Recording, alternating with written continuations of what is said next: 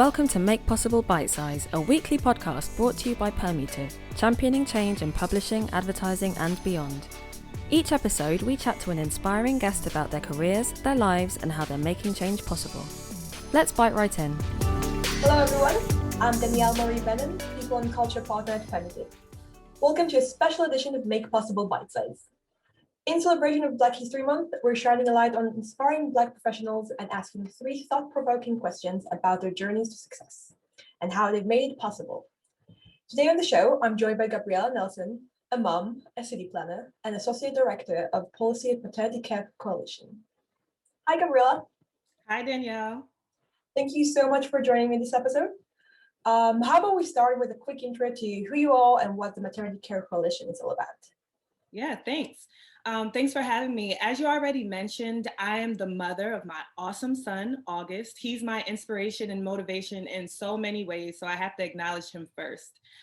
In fact, when asked questions like this in a professional setting, I always make sure to start with people, ideas, or things that are really important to my personal life, because that's what makes us different, right? So I'm a creative. I love to write.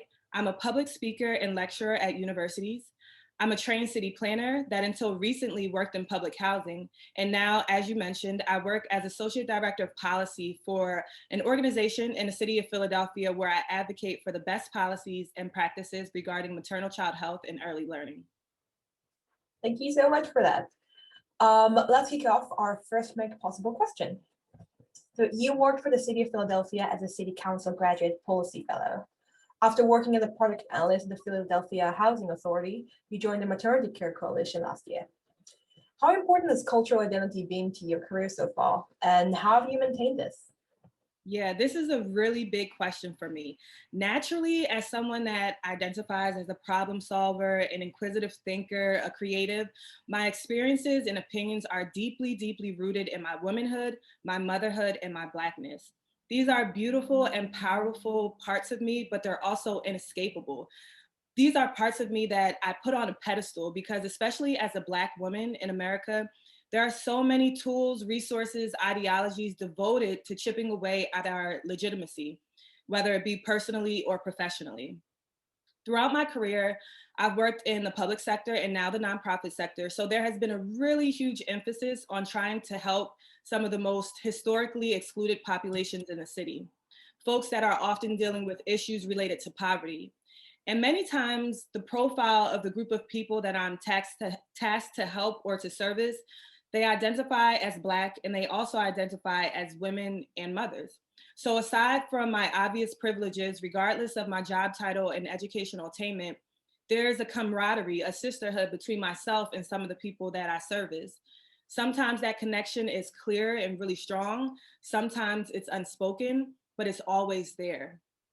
Now, when it comes to my current role, my identity as a Black mother is even more relevant because the work that I do can directly affect me and my family. And so much of my personal life and identities led me to fill this role. I did not plan to work in maternal child health. In fact, by this time, I had planned to be a developer, building homes or something like that. It wasn't until I started to come to terms with my own reproductive trauma that I began to see the connections between what I was studying, which was city planning, and what women, and especially Black women, were going through when it came to the autonomy of our bodies. I ended up doing a TEDx Philadelphia talk about 2 years ago, talking about the impacts of city planning on Black maternal mortality. And that talk garnered a lot of attention from folks throughout the city, including the people at the organization that I work at now. So my path to where I am now is deeply personal, which makes so much of what I do deeply purposeful as well. Thank you for that, Gabriella. I feel like personally, a lot of the times when people plan cities, a lot of the times they don't think about how it is for certain groups that are not, white men. It could be mothers, it could be, obviously people of colors who, who are, parents. This really changes the way that we see our cities and how we should plan the space for everyone, so everyone feels safe and all their needs are accommodated. Absolutely. So thank you so much for sharing that. My next question is, what challenges are you most proud to overcome as an associate director who is also a Black woman? Yeah. The challenges I'm proud to overcome impact my role as Associate Director of Policy, but they aren't things that I've done because of my role that I'm in, if that makes sense. So before accepting this job, I made a vow to myself to show up as myself in every room I step in or Zoom into with everything virtual. Because I want to live in a world where people are seen and valued, not just how they look in someone's appearance, but what they bring to the table, even if we don't understand it. To be seen in a way that not only values the unique perspectives and differences that we all have, but appreciates the imperfections that we've all picked up along our journeys, the bumps in the road that we've had to endure, the scars, literal and figurative, that we've had to endure, the ways in which we all have overcome and got really resourceful to find solutions to our own problems. Many times, so many of us are ignored and made to feel invisible, especially in professional settings. It's as if in order to be professional, you must be devoid of the personal.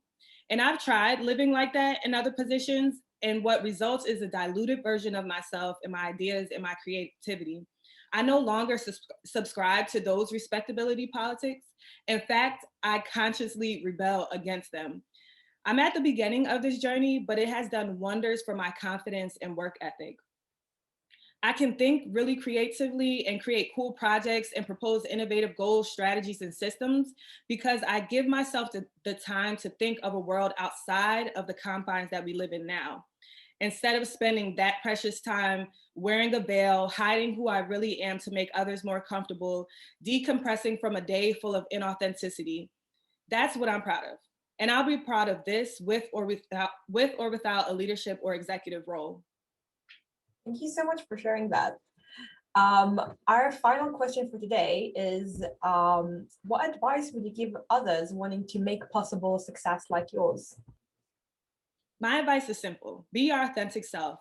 It will attract opportunities. It's the law of attraction. If you can't honor yourself as you reach levels of success, maybe it's time to reevaluate some things. And you define your ideas of what success is. You don't have to subscribe to anyone else's ideas of what it is. It might be financial gain, it might be peace of mind, it could be both or neither. Decide what it is for you and know that your ideas of success can evolve. And be inspired by others, but don't compare. There is no one timeline that everyone needs to adhere to.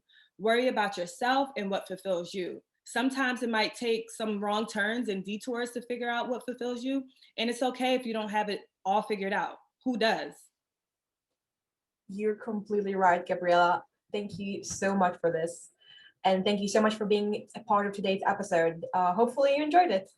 Absolutely. Thank you so much for having me. Awesome. Thank you so much. That leaves me with thanking all the listeners and viewers for tuning in for this special episode of Make Possible Bitesize. We're back next week with another inspiring guest to talk about what they do to champion change, think in exciting new ways, and make a difference. Bye. Bye.